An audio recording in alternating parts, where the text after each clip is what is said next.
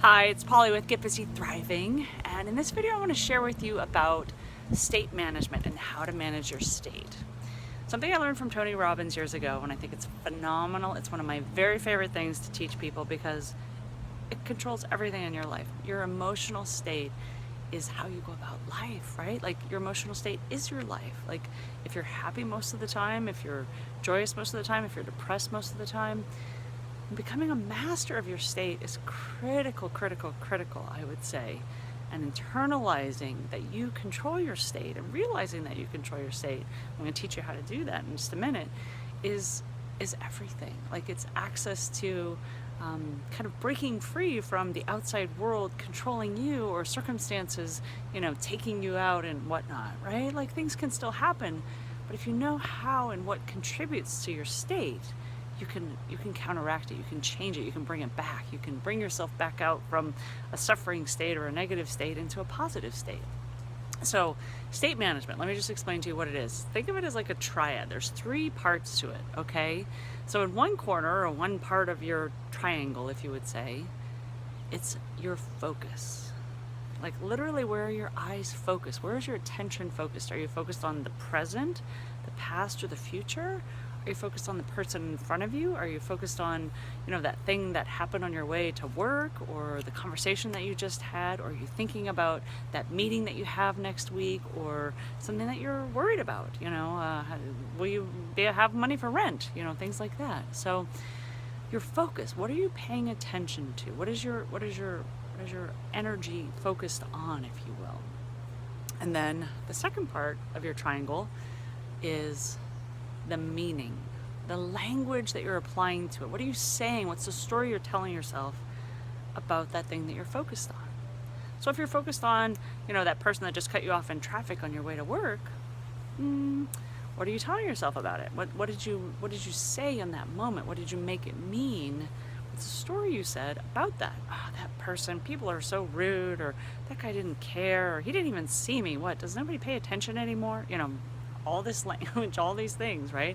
It's like the guy just turned, maybe he wasn't intentional, maybe he didn't see you, who knows? But the meaning that you give it, the story you attach to the moment, or whatever it is you're focusing on, it could be something in the future. If you're telling yourself a story about, this meeting that you have, or this phone call that you need to make, are you saying, wow, I can't wait, I'm looking forward to this phone call with a new opportunity, with a new prospect, or a new investor, or a new woman, or a new man in my life? Or is it, gosh, I have to call that person back and tell them that, da-da-da. So are you putting yourself into a suffering state, or into a blissful state, or beautiful state, by the meaning that you're giving it, the language, the words that you're using to attach to it? Okay, and then the third thing is, in your triangle, is your physiology. So are you looking up? Are you looking up optimistically? How are you standing? Are you standing with your shoulders broad and your head held high? Or are you kind of slouched over and kind of hunkered down?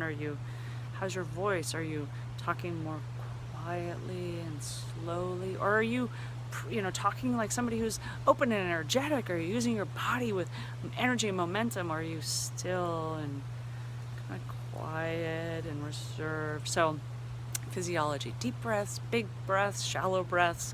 Where are your eyes going? What is your body doing? Is your body in motion, or is it still? Are you sitting on the couch totally dreading that phone call that you need to make, and making up language and story in your mind that is putting you in a negative state? So how do you become an expert at state management? Well, it's becoming more mindful and self-aware, right? So noticing with your inner compass, your inner emotional state meter, whatever you want to call it, your emotional guidance system, paying attention to when you feel that twinge of negativity, or you feel that twinge of positivity, and go, oh, I feel good today, or that thing that person just said to me made me feel good, right? Or I'm looking at a beautiful flower, or a painting or something, and it touches me, and it makes me feel grateful or thankful for something, or remember a memory, right? So that triad is how you create your state. And then if you want to change it, the first and the best way, if you find yourself in a negative or a suffering state, is change your physiology. Do something radical, like let me take a deep breath and calm down, right? Or let me take a deep breath and get grounded. I'm like totally overwhelmed right now, but I'll take a deep breath. And maybe it's like putting yourself into an empowered physical posture, right? So maybe you were running around and frantic and kind of like doing all these things, doing, a million things at once, and you feel your heart rate and whatever. And it's like, let me just pause. Okay.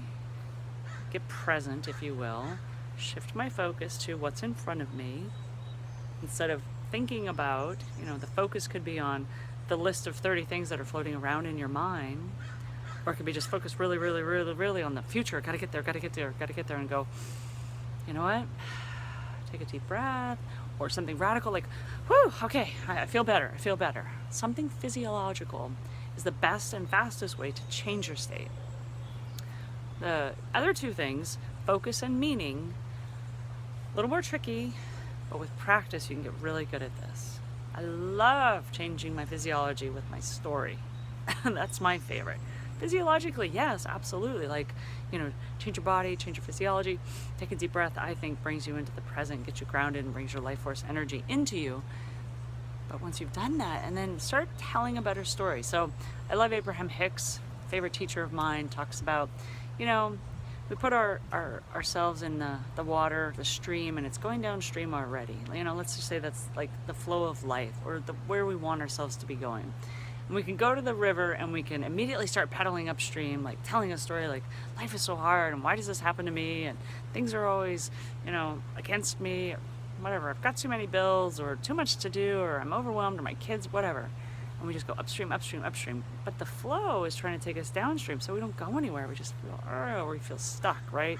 Or some people do the one step forward, one step back, that like cha-cha-cha, and they just stay in place. Like, why am I stuck? It's like, well, I want to do this, but I don't know if I can do it. Or like, I'm really inspired by this, but I've never done anything like this before. Well, yeah, that keeps you there.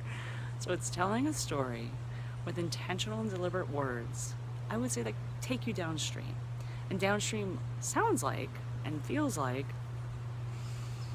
let's say that you just had that person cut you off in traffic, and the initial story like caused the emotional reaction. What's wrong with that person, or why do they do that to me?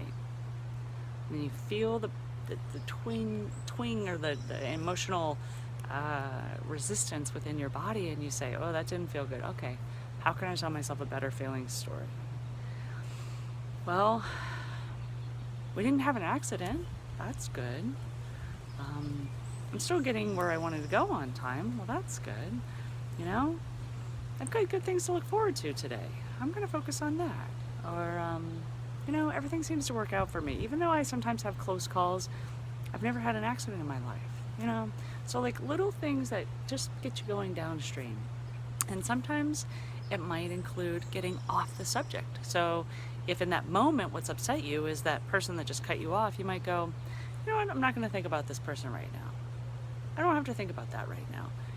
Let me think about something else, or let me talk to myself about something else, right? Because we're always having a conversation in our head if we're not having a conversation with someone else.